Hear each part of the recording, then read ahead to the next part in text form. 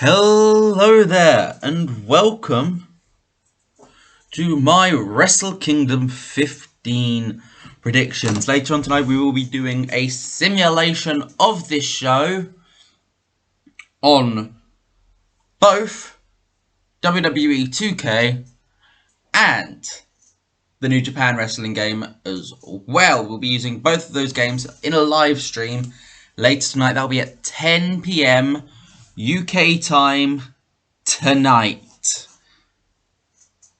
which, if I quickly check, 10 PM UK time, 10 PM UK time is, I don't know, to be honest. I honestly don't know what time that is elsewhere. So I'm going to forget about that, and we're going to chat about Wrestlekingdom 15, the show which is tomorrow. Or potentially, if you're in Japan already, it's tonight. I don't know the time zones. I'm bad at those. Have you not worked that out? But we are going to be doing predictions for Wrestlekingdom 15 Night 1. We're only doing the first night tonight. We're not doing anything else.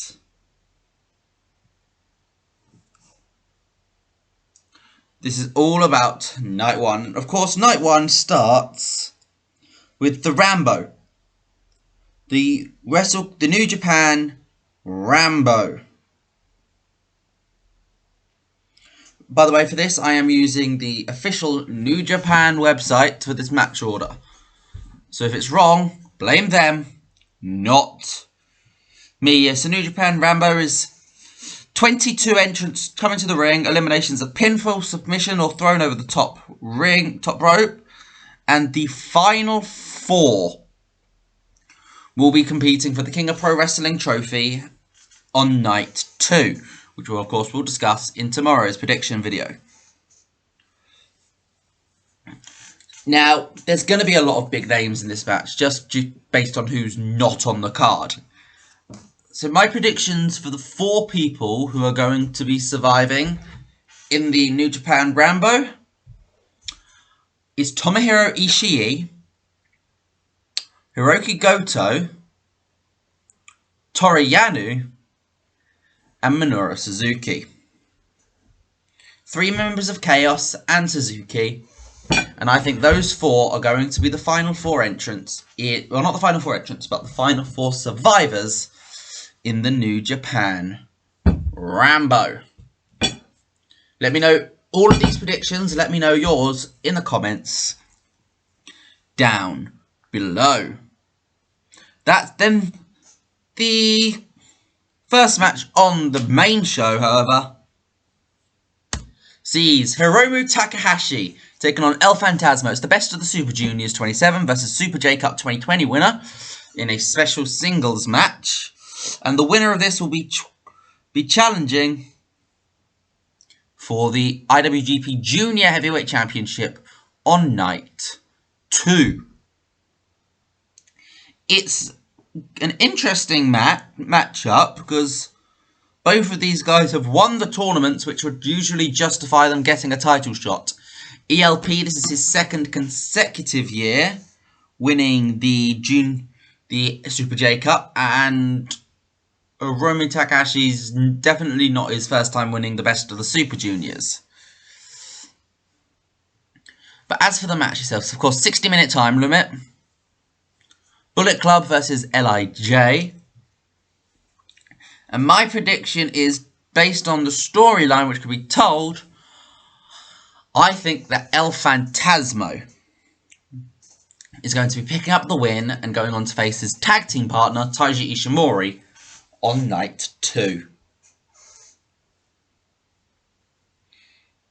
Which I also believe this might be the first time these two go head to head.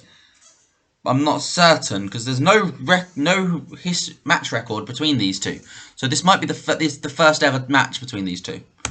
Second match sees Zack Sabre Jr. and Taichi take on Tama, Tonga, and Tanga, the Gorillas of Destiny. For the IWGP Tag Team Championships, it's the champions of Dangerous Tekkers versus the winners of the World Tag League in the Gorillas of Destiny. These two teams have faced off 3 times in the past, and every single time the Gorillas of Destiny have won. And I believe there's going to be no difference this time. I believe that the Gorillas of Destiny are going to pick up the win again, because I believe at New Year's Dash, potentially we might see a challenge laid out by Carl Anderson and Luke Gallows, because they have teased about Wrestlekingdom a lot today on Twitter. I might be wrong, but they have teased it a lot, and I think Gorillas of Destiny versus the Bullet Club of Gallows and Anderson, the original tag team, is a big deal matchup. Third matchup for the IWGP US Heavyweight right to challenge contract is Kenta take on Satoshi Kojima. Kenta won the right challenge in a tournament earlier in the year, last year now. And eventually he is going to face John Moxley, but obviously because of travel purposes, because of COVID and all, Moxley's unable to be in Japan. So they're kind of treating the right to challenge contract as a title in its own right. Which does mean that Moxley will have been IWGP US Champion for a year now. Because he won it against Lance Archer, ironically, also in AEW now, in the Texas Death Match last Wrestle Kingdom on January 4th, and then defended against Juice Robinson on the 5th. But I think Kenta is the right choice to challenge Moxley and potentially take the title off of him. I don't know. That's a prediction for another day. So I think Kenta will retain his right to challenge contract against Kojima. Night 4. As Hiroshi Tanahashi takes on the Great Khan. When we do the simulation, it will be as Tomoyaki Oka, which of course was his former name as a young lion. But Hiroshi Tanahashi is a lot further down the card than he's probably used to. When you think it was only 2 years ago, or was it 3, that he was challenging? No, it was 2 years ago that he was challenging for the IWGP Heavyweight Championship in the main event of Wrestle Kingdom. Now he's facing former young lion Great Khan. Of course, we know Tanahashi is willing to put over young lions. However, do I believe that anyone is buying Great Khan as a credible threat? I do not. I do not believe that anyone is buying Great Khan as a credible threat. I am not buying Great Khan as a credible threat to Tanahashi. So I do think Hiroshi Tanahashi should be winning this match. But on to Great Khan's stablemate, Will Ospreay versus Kazuchika Okada. Empire versus Chaos. Two of the best wrestlers in the world. And this match is the match which I believe will be match of the weekend. Or, not the weekend, it's a Monday and a Tuesday. It's a Monday and a Tuesday show, God's sake, Ben. I believe this will be the best match on the card, both cards. And could be an early contender for match of the year. And I think Ospreay has to win here. I wouldn't be surprised if Okada wins, and I trust Gedo if Okada does win. However, Ospreay has been on the counterpoint of becoming a full-fledged heavyweight for 2 to 3 years now. It was a couple of years ago where he was supposed to be going through the Never division to move into the heavyweights, and that kind of fizzled out. He then had his great performances in the G1. Then they never really pushed him into the heavyweights. I think a victory over Okada, though, is exactly what Ospreay needs to push him into the heavyweights main event. And I honestly believe that this could be there could be a rematch. Actually, no, I think Okada could win here, but there'll be a rematch of this next year for the IWGP Heavyweight Championship.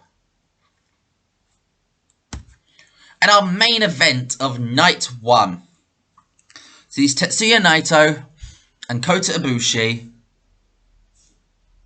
fight for the IWGP Heavyweight and Intercontinental Double Championship. Naito holds both belts, as he has pretty much since last Wrestle Kingdom, except for the odd bit with Evil. Let's not chat about that, though, because that was crap. Against Kota Ibushi, who has won the G1 for the 2nd year in a row. And I'm going to say straight up, Ibushi's not winning. Ibushi is not winning here.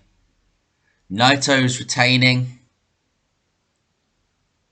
And I honestly don't think I need to... I can add more than that. I just don't think Ibushi's winning here. Naito's reign, despite being on and off for a year, hasn't felt mega yet. And I think Naito, after the big victory last year was ruined by Kenta, I think Naito deserves something mega after finally beating Okada. So that's my predictions for Wrestle Kingdom. Let me know your predictions in the comments. And later on, as I said, 10 PM British time, there will be a live stream where we will be simulating Wrestle Kingdom Night 1. Bye!